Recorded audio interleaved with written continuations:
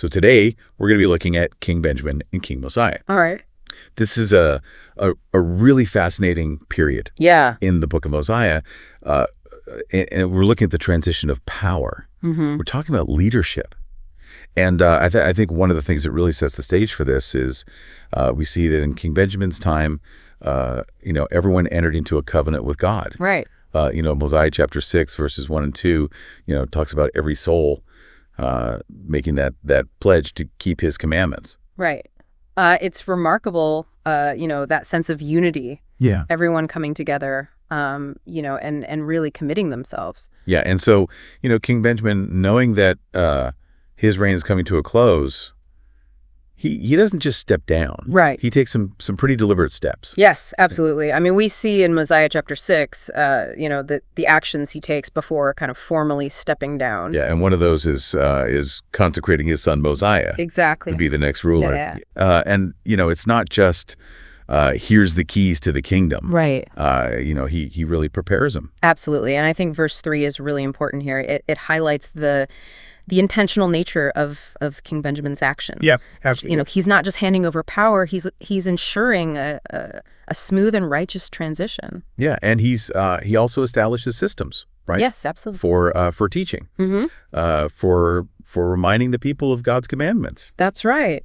We see that emphasis on continuing the spiritual education, and Mosiah 6 verse 3 really lays out that commitment to maintaining their covenant. Yeah, it's like he was setting up Mosiah for success, but also setting up the people for success. Absolutely. It's about building a foundation that would last. Yeah. So then the big question becomes, how does Mosiah turn out as a leader? Well, and that's what's so remarkable, right? I mean, yeah. he truly becomes a righteous king.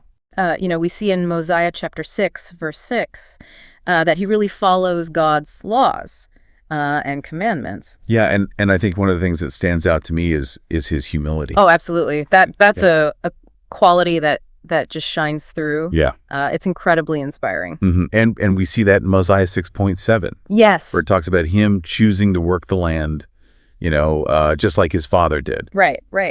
Not wanting to be a burden to the people. Exactly. Yeah. And that, to me is such a powerful example of servant leadership. Yeah. Especially for a king. Yeah. A king choosing to serve rather than, be served. Yeah, and the impact of that decision. Oh, it's huge. I mean, we see in Mosiah 6.7 that this leads to 3 years of complete peace and unity among the people. It's amazing how righteousness can really lead to harmony like that. Absolutely. It sets a tone, for the entire society. Now for context, Mosiah, he becomes king at the age of 30. And this is roughly, 476 years after Lehi left Jerusalem. Right.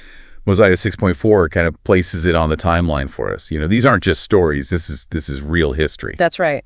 And to complete the story of King Benjamin, we learn in Mosiah 6.5 that he lived for 3 years after his son's coronation. Yeah, so there's this beautiful overlap, right? Yes. This deliberate passing of the torch. It's a beautiful picture, really. Yeah, and we see Benjamin's wisdom in preparing Mosiah, and we see Mosiah's humility in leading.